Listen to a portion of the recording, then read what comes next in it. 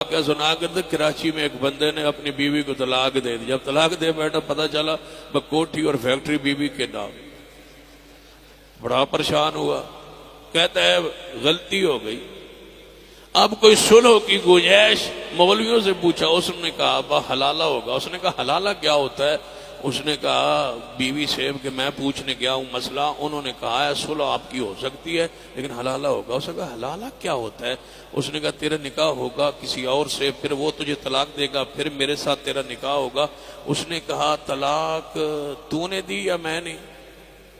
اس نے کہا وہ تو نے میں نے دی. تو اس نے کہا حلالہ میرا ہوگا؟ اس نے کہا تیرا ہوگا. اس نے کہا یہ عجیب شریعت ہے کہ گناہ کوئی کرے سزا کوئی بھگتے, لیکن چلو شریعت ہمارا مذہب جو کہتا ہے.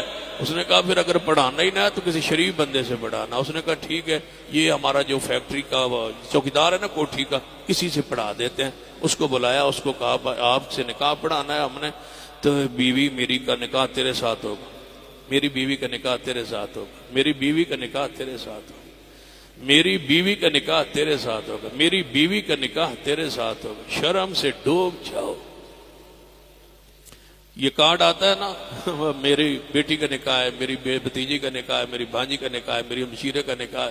کبھی کسی کو کارڈ آیا ہے میری بیوی کی شادی ہے, میری بیوی کا نکاح ہے, تشریف لے آؤ, بڑے خوشی کا مقام ہے, میری بیوی کی شادی ہو رہی ہے. اس نے کہا پھر تو نے طلاق دے دی. اس نے کہا ٹھیک ہے. اس کے ساتھ نکاح کیا. نکاح کرنے کے بعد اس نے کہا میں 3 دن مری چلا جاتا ہوں, تو یہاں رہ گھر میں, 3 دن کے بعد میں آ جاؤں. وہ چلا گیا. وہ بیوی اور وہ بندہ آپس میں راضی ہو. اس نے کہا تو نے طلاق نہیں دی. اس نے کہا میں نہیں دوں گا. اس نے کہا تو پکی؟ اس نے کہا میں پکی. اس نے کہا میں بھی پکا. وہ واپس آیا 3 دن کے بعد مری میں سیر کر کے, دروازہ کھٹکھٹایا. اس نے دروازہ جا کے چودھری نے کھولا, جو نیا بنا تھا چودھری. اس نے کہا ہاں جی کون؟ اس نے کہا میں کون, میں مالک ہوں. کون ہوں؟ چودھری صاحب آیا. اس نے کہا آؤ بیٹھے بیٹھک میں. جب بیٹھک میں بٹھایا, اس نے کہا کیا کہہ رہا ہے تو, جلدی کر. اس نے کہا کیا کروں؟ اس نے کہا طلاق دے. اس نے کہا کس کو؟ اس نے کہا میری بیوی کو. اس نے کہا حضرت چودھری صاحب تیری بیوی کو طلاق میں دوں؟ یہ کیسے ہو سکتا ہے؟ بیوی آپ کی ہے, طلاق میں دوں؟ اس نے کہا نہیں جو تیری ہے. اس نے کہا وہ اگر میری ہے تو میں کیوں دوں؟ اگر تیری ہے میں دے نہیں سکتا, میری ہے تو لے نہیں.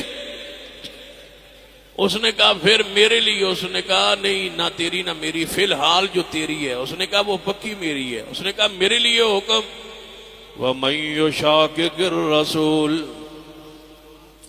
وَمَن يُشَاقِقِ الرَّسُولِ مِن بَعْدِ مَا تَبَيَّنَ لَهُ الْهُدَىٰ وَيَتَّبِعْ غَيْرَ سَبِيلِ الْمُؤْمِنِينَ نُوَلِّهِ, وہ جا رہا ہے نُوَلِّهِ مَا تَوَلَّىٰ, نُوَلِّهِ مَا تَوَلَّىٰ. بیوی گئی, عزت گئی, غیرت گئی. نُوَلِّهِ مَا تَوَلَّىٰ وَنُصْلِهِ جَهَنَّمَ وساعت مسیرا.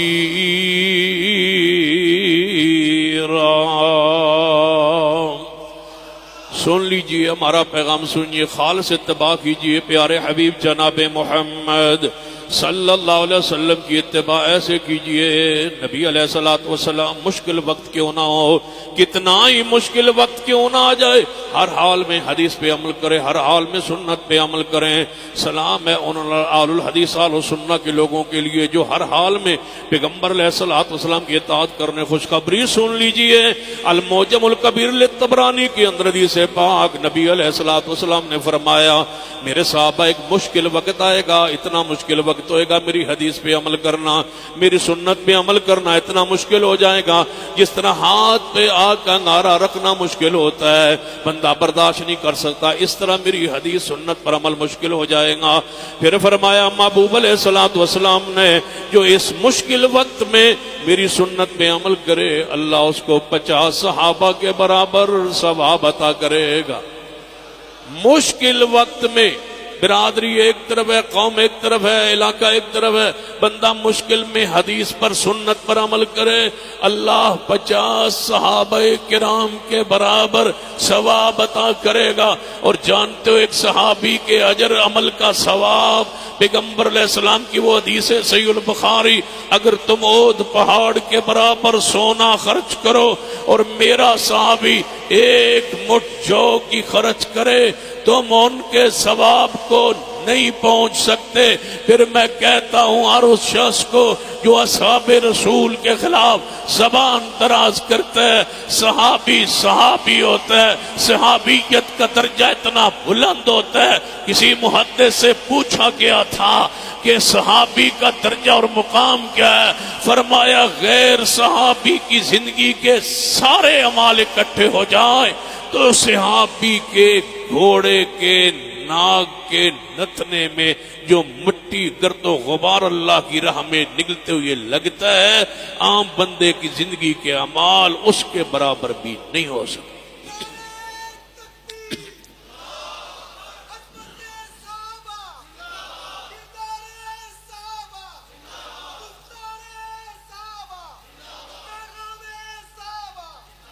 کہاں عام آدمی اور کہاں صحابی؟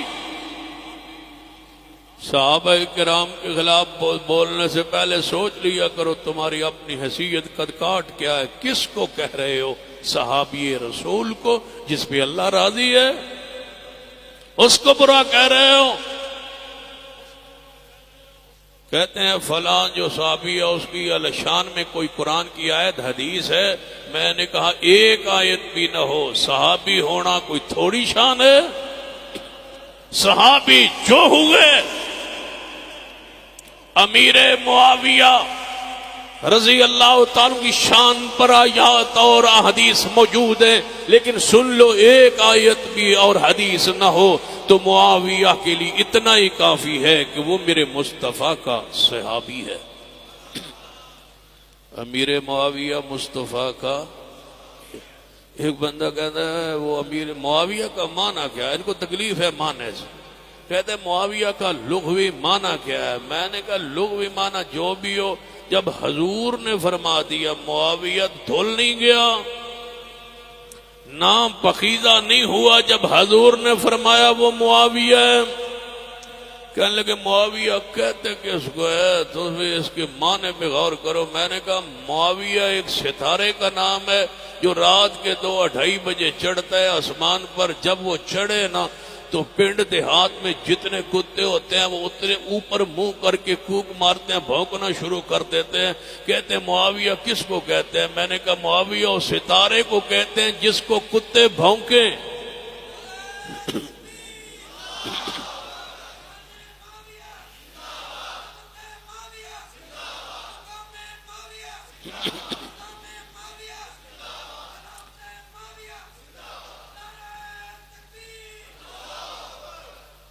سن لو جو معاویہ کا نہیں وہ ہمارا نہیں۔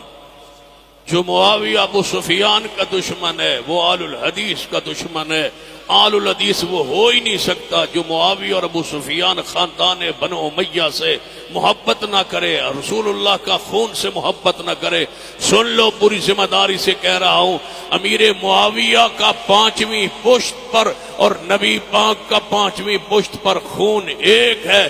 جو معاویہ کو گالیاں دیتا ہے وہ میرے نبی کی خون کو گالیاں دیتا ہے۔ معاویہ ہمارا ایمان ہے۔ کیا خیال ہے؟ میرے اور آپ کے محبوب جناب محمد صلی اللہ علیہ وسلم مشکل وقت میں جو حدیث پہ عمل کرے، ہم میں جنہوں نے مشکل اوقات میں اس بزرگ کو بھی جانتا ہوں جس کا افغانستان میں ہاتھ کاٹ دیا گیا رفع الیدین کی وجہ سے۔ جب میری اس سے ملاقات ہوئی نا تو وہ کہتا ہے اگر میں رفع الیدین نہ کروں، مسئلہ پوچھ رہا ہے مجھ سے، مجھے نہیں پتا تھا کہ ہاتھ اس کے شل ہیں اور کٹے ہوئے ہیں، ایک ہاتھ کچھ کٹا ہوا تھا باقی شل تھے۔ تو کہتا ہے جی میرے ہاتھ بیمار ہیں، شل ہیں، اوپر نہیں ہوتے، تو جب رفع الیدین کا وقت آتا ہے نا تو میرے ہاتھ اوپر نہیں ہوتے، تو میری نماز ہو جاتی۔ تو میں نے کہا آپ کے ہاتھوں کو ہوا کیا ہے؟ کہتا ہے میں افغان کی قید میں رہا، انہوں نے رفع الیدین کی وجہ سے مار مار کے میرے ہاتھوں کی قوت ختم کر دی، اب اوپر نہیں ہوتے۔ میں نے کہا بزرگوں پریشان نہ ہو، تمہیں تو 2 ثواب ہوتا ہوگا۔ جب رفع الیدین کا وقت ہوگا اور تم ہاتھ اٹھاتے نیکی کوشش کرو گے